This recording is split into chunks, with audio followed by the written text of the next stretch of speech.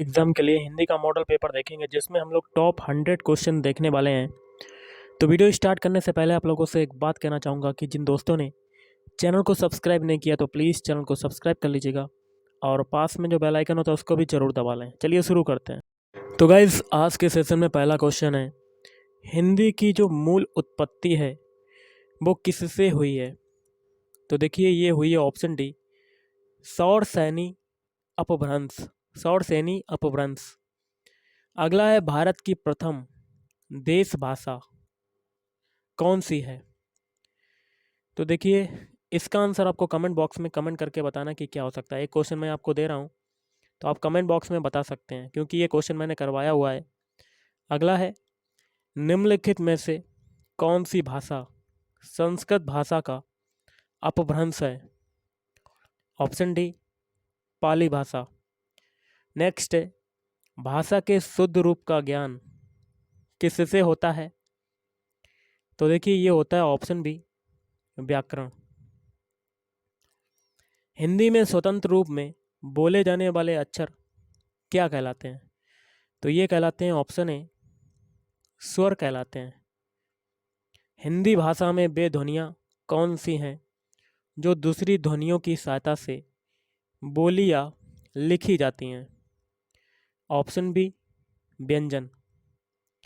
Next है, का, खा, गा, फा में से कौन सा उर्दू से लिया गया है? ऑप्शन डी, खा। जिन शब्दों में अंत में आ जाता है उन्हें क्या कहते हैं? उनको कहते हैं ऑप्शन डी, अकारांत। अब देखिए निर्देश है प्रश्न संख्या 9 से 13 के लिए। निम्नलिखित प्रश्नों में 4 वैकल्पिक वर्तनी दी गई हैं, सही वर्तनी वाले शब्द का चयन करना है। तो 9वां क्वेश्चन है, इसमें से आपका सही वर्तनी वाला शब्द कौन सा है? Option C. अनुच्छेद को ऑप्शन सी की तरह लिखते ना कि ऑप्शन ए, ऑप्शन बी और ऑप्शन डी की तरह। अब देखिए 10वां क्वेश्चन है, 10वें में आपका हो जाएगा ऑप्शन बी, पूंजीवाद। तो पूंजीवाद को ऐसे लिखते ना कि ऑप्शन ए, ऑप्शन सी और ऑप्शन डी की तरह। अब देखिए 11वां, तो देखिए अंतर्निहित, ऑप्शन सी अंतर्निहित आपका ऑप्शन सी ऐसे लिखा जाता है ना कि ऑप्शन ए, ऑप्शन बी और ऑप्शन डी की तरह। अगला है 12वां क्वेश्चन, तो देखिए 12वें में हो जाएगा ऑप्शन डी, परीक्षा। तो परीक्षा को आप ऐसे लिखते हैं ना कि ऑप्शन ए, ऑप्शन बी और ऑप्शन सी की तरह। अब 13वें में बताना है कि कौन सा सही है।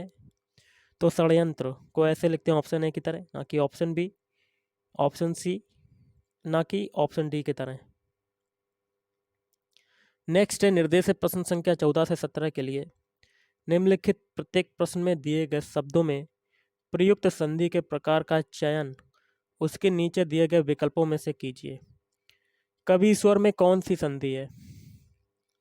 तो ये हो जाएगी ऑप्शन ए, दीर्घ संधि। और अगर पूछा जाए संसार में कौन सी संधि है, संसार में हो जाएगी ऑप्शन सी, व्यंजन संधि। तन्मय में कौन सी संधि है? तन्मय में हो जाएगी ऑप्शन ए, व्यंजन संधि। अगला है इत्यादि। इत्यादि में कौन सी संधि है? तो इत्यादि में हो जाएगी यण संधि। अब है निर्देश प्रश्न संख्या 18 से 24 के लिए। निम्नलिखित प्रश्नों में सही संधि विच्छेद का चयन करना है। पुनर्जन्म, इसका संधि विच्छेद क्या हो जाएगा? ऑप्शन बी, पुनर धन जन्म। पित्त ऋण का संधि विच्छेद क्या होगा? ऑप्शन सी, पित्त धन ऋण। अगला इत्यादि, इत्यादि का संधि विच्छेद क्या होगा? तो ऑप्शन ए, इति धन आदि।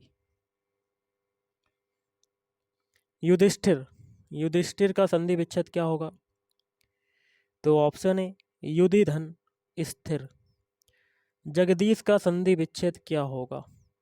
जगदीश का हो जाएगा ऑप्शन ए, जगत धन ईश। कनकटा, कनकटा का क्या हो जाएगा? ऑप्शन बी, कान धन कटा। रामायण का संधि विच्छेद क्या होगा? तो ऑप्शन सी, राम धन अयन। प्रश्न संख्या 25 से 28 के लिए निर्देश है, निम्नलिखित प्रत्येक शब्द के लिए उसके नीचे दिए गए विकल्पों में से उपयुक्त समास छांटिए। जैसे कि दशानन है, तो देखिए तीसरे अर्थ को वो रिप्रेजेंट कर रहा है दशानन, तो इसमें कौन सा समास हो जाएगा? ऑप्शन बी, बहुब्रीहि समास। अगला है रोग पीड़ित, रोग से पीड़ित, तो इसका क्या हो जाएगा समास? ऑप्शन डी, तत्पुरुष समास। अगला है प्रतिमान, तो देखिए आगे आ रहा है उपसर्ग, तो इसमें कौन सा समास हो जाएगा? अव्ययी भाव समास। वीर पुरुष, वीर पुरुष में कौन सा समास होगा? तो ऑप्शन बी, तत्पुरुष समास। प्रश्न संख्या 29 से 33 के लिए निर्देश है, नीचे लिखे प्रत्येक वर्ग में दिए गए विकल्पों में से तत्सम शब्द का चयन करें। तत्सम मतलब संस्कृत का शब्द, तो 29 में कौन सा तत्सम शब्द होगा? ऑप्शन बी, चंद्रमा। 30 में कौन सा होगा? 30 में होगा तत्सम शब्द विवाह। और 31 में कौन सा हो जाएगा तत्सम शब्द? ऑप्शन सी, ओज। 32 में कौन सा हो जाएगा? 32 में आपका हो जाएगा ऑप्शन सी, निर्मम। और 33 में कौन सा हो जाएगा? 33 में आपका हो जाएगा ऑप्शन ए, सुमन।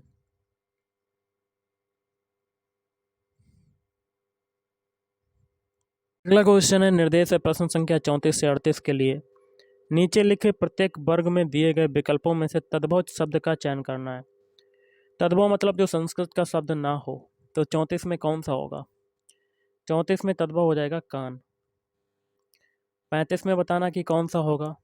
35 में हो जाएगा ऑप्शन ए, पीड़ा। 36 में कौन सा होगा? 36 में तद्भव शब्द हो जाएगा ऑप्शन सी, अंधेरा। 37 में कौन सा होगा? 37 में हो जाएगा ऑप्शन बी, बेत। 38 में आपको बताना कि कौन सा होगा तद्भव शब्द, तो 38 में हो जाएगा ऑप्शन बी, तमंचा। अगला है, परंपरा से एक निश्चित अर्थ में प्रयुक्त होने वाले शब्द कहलाते हैं। तो ऑप्शन ए, योग ऋण कहलाते हैं। क्या कहलाते हैं? योग ऋण।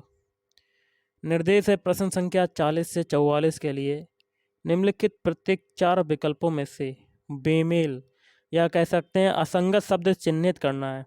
तो देखिए 40 क्वेश्चन जो है 40वां, इसमें आपका बेमेल बताना, असंगत बताना है, मतलब गलत वाला बताना है। तो इसमें बेमेल हो जाएगा आधी, असंगत। देखिए शारीरिक, दैहिक, मानसिक, ये तीनों एक ही चीज़ें हैं, लेकिन आधी जो है वो अलग चीज़ है। अगला है 41, इसमें आपका बेमेल बताना है घर। घर आपकी अलग चीज़ है, प्रियजन, परिवार और बच्चे, ये सभी तीनों एक ही चीज़ में आ जाते हैं। 42, इसमें देखिए बेमेल हो जाएगा मस्तक। और 43 में आपका बेमेल कौन सा हो जाएगा? नेत्र। ओके। और 44 में कौन सा हो जाएगा बेमेल? खेद। अब देखिए निर्देश है 45 से 49 के लिए, निम्नलिखित शब्दों के उपयुक्त पर्यायवाची छांटिए। जैसे कि स्वर्ग का पर्यायवाची क्या होता है? धौ। कुबेर का क्या हो जाएगा? कुबेर का हो जाएगा ऑप्शन सी, धनादिप। रात्रि का पर्यायवाची क्या होगा? रात्रि का विभावरी। भागीरथी का क्या होगा? भगीरथी का, तो ऑप्शन बी, गंगा। और विद्युत का क्या हो जाएगा? विद्युत का हो जाएगा दामिनी।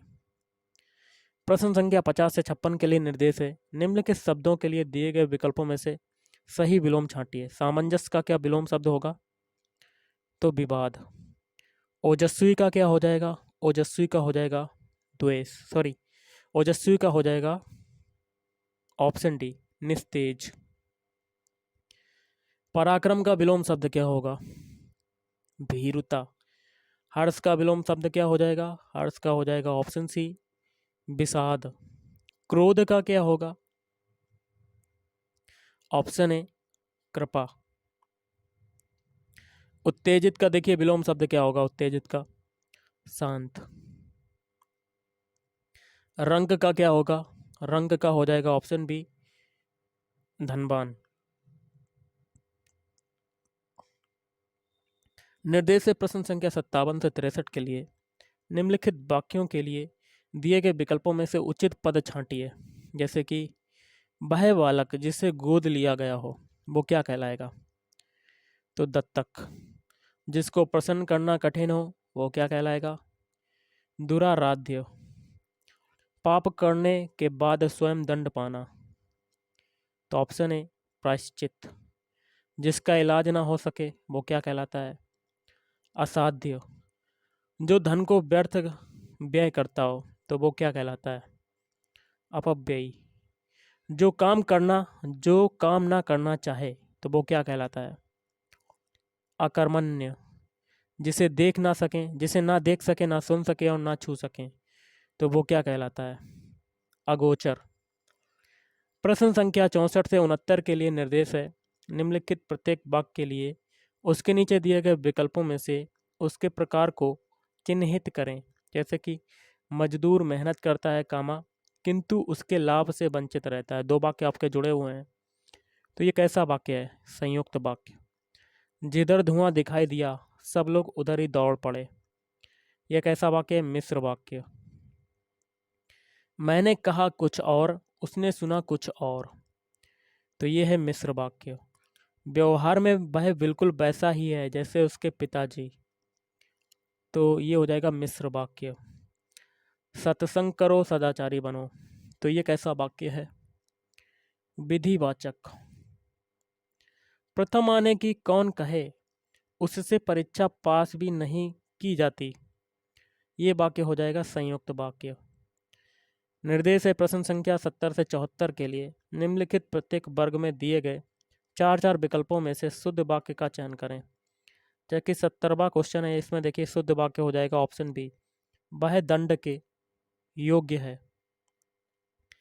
71 में आपका शुद्ध वाक्य कौन सा होगा? तो इसमें हो जाएगा ऑप्शन बी, भारत में अनेक जातियां हैं। 72 में आपका शुद्ध वाक्य 4 विकल्प हैं, इसमें से आपका शुद्ध हो जाएगा ऑप्शन सी, बच्चे को फल काट कर खिलाओ।